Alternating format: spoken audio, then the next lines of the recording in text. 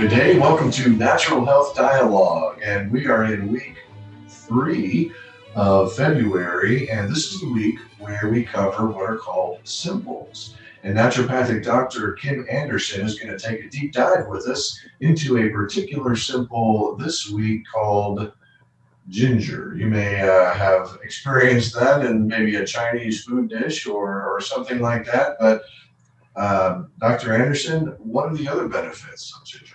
Good morning, Joseph. Many benefits. We've all heard of ginger, right? The pungent flavor that we like to add to our foods. And I don't know if growing up, did you ever drink ginger ale whenever Oh, you're feeling yeah. particularly ill? Yeah, mom knew best, right? You bet. Unfortunately, there's probably too much sugar in those commercial ginger ale drinks to Defeats really the be purpose. right. But mom was right when it came to the ginger part. And we're going to talk about a few things that ginger can do. Ginger is actually in the same family as turmeric, and turmeric is something that has really come on the scene, in the recent years, because it's good for or it's a good anti-inflammatory. So ginger has that same property. There's been studies that have shown that it has been beneficial for osteoarthritis, especially mixed with a couple of other warming spices and herbs, and used topically. That many that suffer from osteoarthritis have been able to get some relief. And then, of course, ingesting the ginger is going to be very beneficial for systemic inflammation. It's also an antioxidant. Again, we want to make sure we don't have those free radicals, build up. We need the free radicals in order for good cell health, but we don't. We need a good balance of that. And so, having foods that are good antioxidants, so we don't have that oxidative stress, is going to be really beneficial. And ginger has one of those properties. One of the one of the main bioactive compounds in ginger is called gingerol, and that's the compound that gives ginger its smell, its particular smell and taste. But that's also the one that has all the or many of the bioactive properties that we're seeing, that pertain to anti-inflammatory and Okay. antioxidant. Also, we've been talking about intestinal health in February, and what it ginger is really good for nausea. I think most people Hmm. know that. That's why mom, grabbed the ginger ale. That would help. Um, but one of the ways that we think that it may help, it actually helps with indigestion as well. And one of the ways that scientists believe that that may be helpful is that ginger actually increases the digestive secretions. So we're Mm. actually digesting better when we consume ginger, and that helps empty the stomach quicker. And so by doing that, we are lowering our chances of those uncomfortable feelings of indigestion. So ginger is really beneficial there. Okay, Um, you sold me on ginger for sure. So, like when I'm eating dinner, then should I have some sort of ginger drink? Not ginger ale with processed sugar, of course, but how does that work? right. You can take capsules. At the Health Patch, we actually have ginger in several different forms. There's tea. In fact, we have a whole section that's dedicated to ginger. That's how much we love it there at the Health Patch. Mm. But you can the powder, the crushed ginger root, and that is the part that's being used of the plant is the root. Hmm. Um, you can have the crushed powder, and those can be encapsulated. So we have capsules, or we have tea. We also sell it in bulk in both the ginger crystals, which brings me to the next one of the next properties of ginger.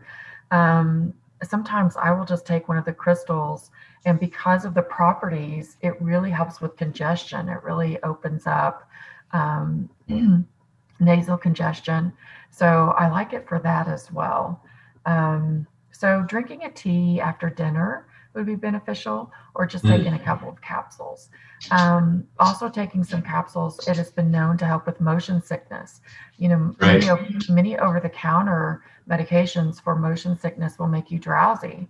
Well, that's certainly not something that you want to be doing if you're behind the wheel of a car or something like that. And even traveling on an airplane or anything, even as a passenger, you know, you might not necessarily feel comfortable being drowsy. So ginger offers those properties too, where we can not suffer from motion sickness, but we won't be drowsy like we would with an over the counter. Yeah, well, generally when they pass around the drinks on the airplane, I'll ask for a ginger ale. Yeah. Partly for that reason. Yes.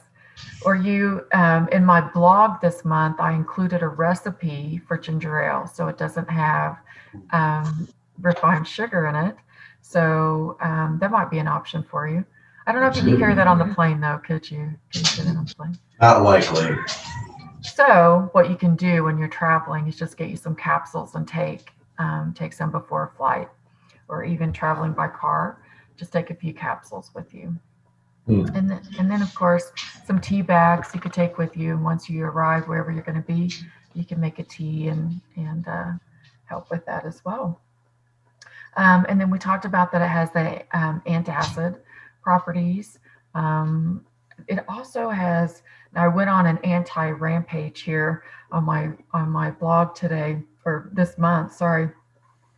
I used all these I was using a theme here of all these so I come up with anti-aggregation. I'm not sure that that's the proper term for it, but the idea is that it helps it helps platelets not to stick together, the red blood cell platelets, because that can be really dangerous if they begin to aggregate, and then you have clots, which can, travel to the brain or to the heart.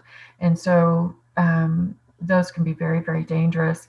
So ginger also has good anti-aggregation properties too. So, they're, right along with the antioxidant, very beneficial for overall health and inflammation as well. Okay. Yeah, good. So you said I sold you on ginger. Is that? Yeah. Yeah. I plan to, I already incorporated it into my life to some degree, but given the benefit to the gut, I'll probably do more of the ginger tea like you're talking about. Right. Well, let me ask you about this. I've also got in my refrigerator a ginger kombucha. Oh, very helpful. Yes, very helpful. I'm not a big fan of kombucha myself, but like apple cider vinegar, I do know that it is highly beneficial, and definitely you're going to get some good gut health there, good gut support. So that is awesome. What are the kombucha, the brands? What are they sweetened with? That's going to be something that you really want to be careful about. You don't want to get the benefit from the ginger, but then the sugar is causing issues, because sugar is not good for gut health. Sugar is definitely not good for inflammation. So anything that you're drinking, you want to make sure that you have a natural sweetener, if you will, if you need a sweetener. A little bit of honey or maybe some stevia in tea would be very beneficial. And then just depending on the brand, there's a lot of good brands of kombucha out there. So, I think that's an excellent drink to have. You've got a double whammy right there. Right. And I'm pretty sure if my wife buys it, it probably doesn't have processed sugar in it. Yeah, she's taking good care of you. So folks, here you've heard it right here on Natural Health Dialogue Live, natural health coaching with naturopathic Dr. Kim Anderson, coaching me through my life. And so, Kim, is that? Do you have any final words on ginger?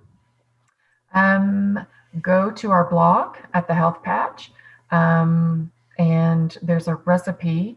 It is by a blogger, a food blogger. But it is a recipe for ginger ale, and it uses a natural sweetener, the monk fruit. That's the sweetener in there. So much more beneficial, something that you can just keep in the refrigerator. You can actually keep the syrup, make the syrup, and keep it in the refrigerator, and then add some carbonated water or whatever you want to dilute that for a drink. So go to our website and get some more information. And then, of course, we would love to see you at the Health Patch and get you connected with some very healthfully beneficial ginger. Excellent. All right. Well, thank you, Kim. And for all of you out there, we'll see you next time.